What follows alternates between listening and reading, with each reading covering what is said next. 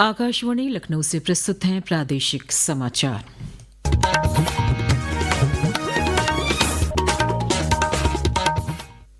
मुख्य समाचार।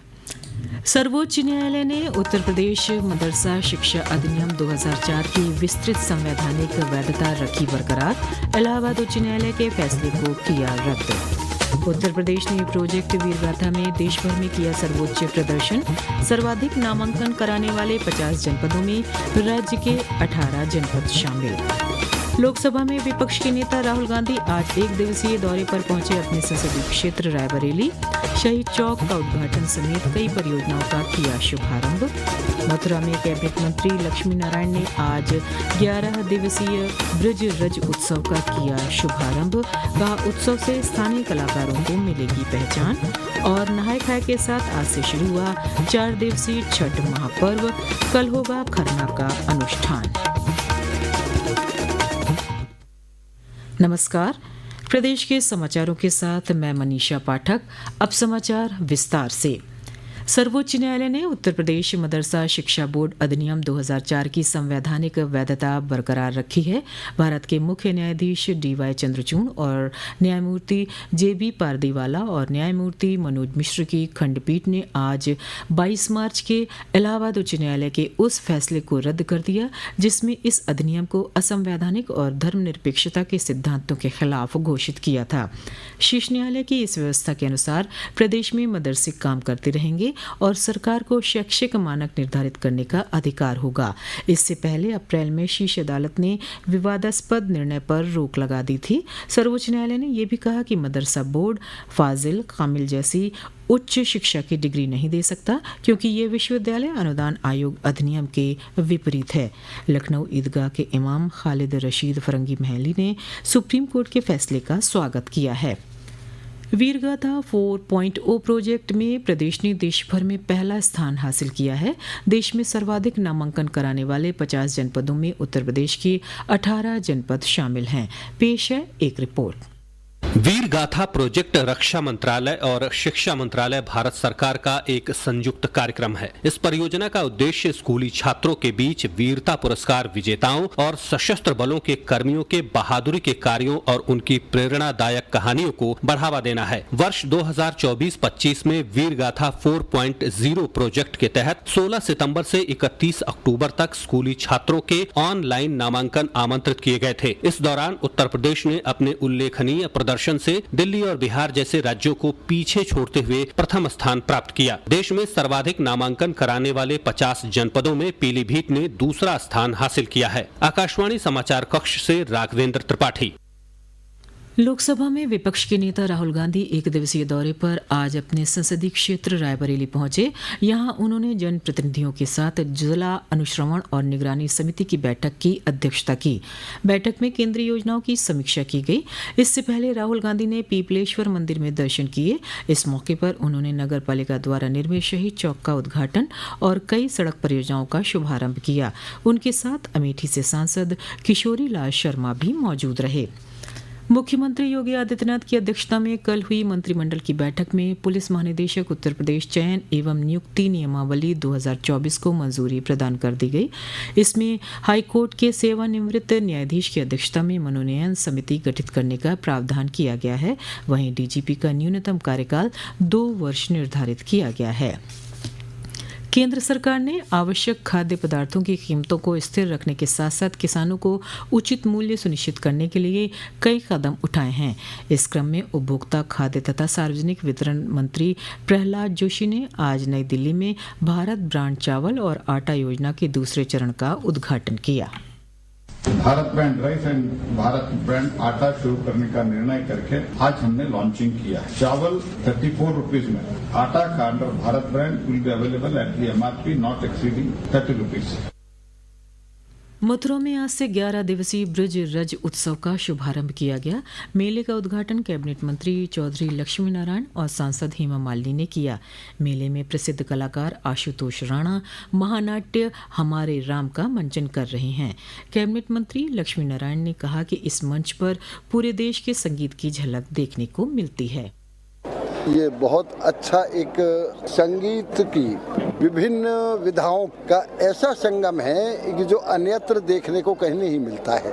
मुख्य इसका जो उद्देश्य था वो यही था कि जो हमारी पुरानी संगीत की विधाएं हैं वो पुनर्जीवित हों, वो प्रचलित रहें। ब्रज भूमि में जो अनेक प्रकार के हमारे ब्रज के संगीत के कार्यक्रम हैं वो भी सब यथावत बने रहें और उनका विकास करना है।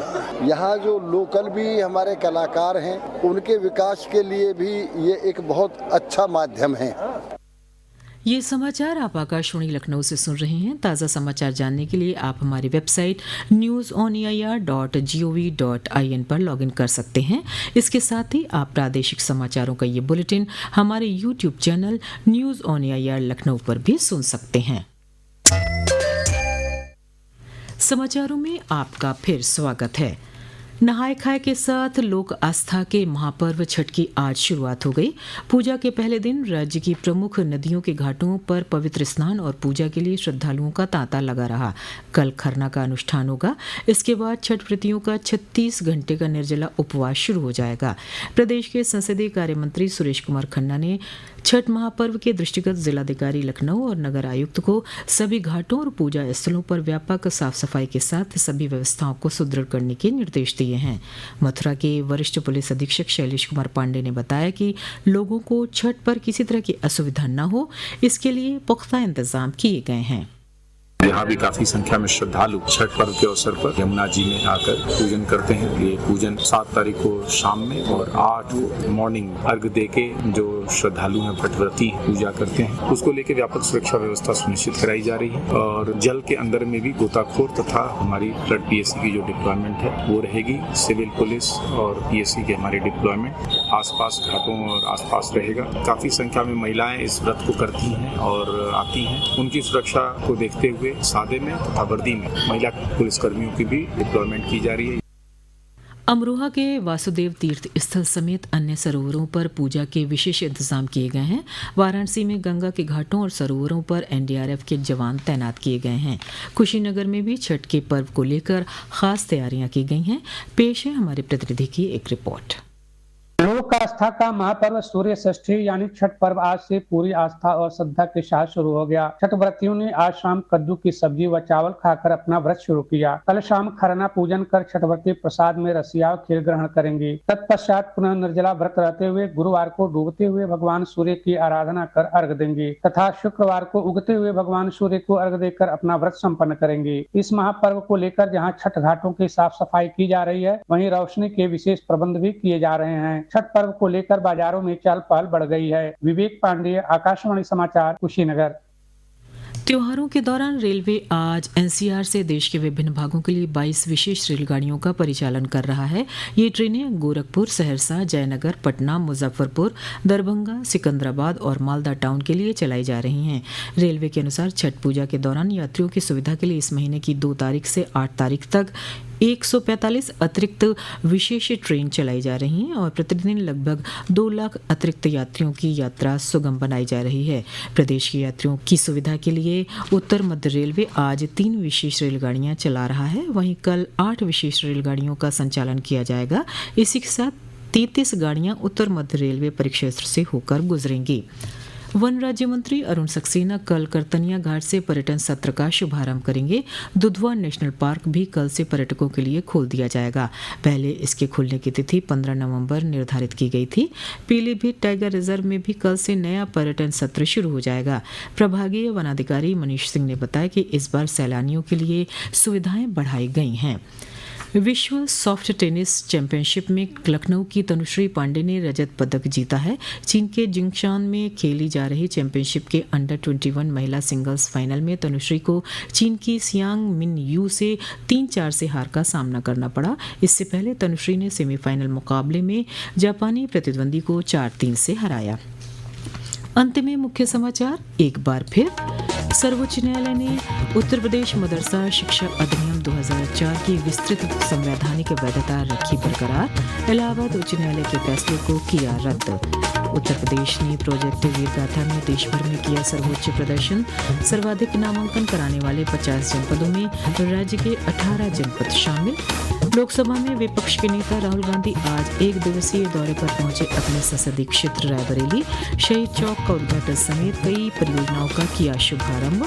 मथुरा में कैबिनेट मंत्री लक्ष्मी नारायण ने आज 11 दिवसीय ब्रिज रज उत्सव का किया शुभारंभ। का उत्सव से स्थानीय कलाकारों को मिलेगी पहचान। और नहाय खाए के साथ आज से शुरू हुआ 4 दिवसीय छठ महापर्व। कल होगा खरना का अनुष्ठान। इसी के साथ प्रादेशिक समाचारों का ये बुलेटिन समाप्त हुआ। नमस्कार।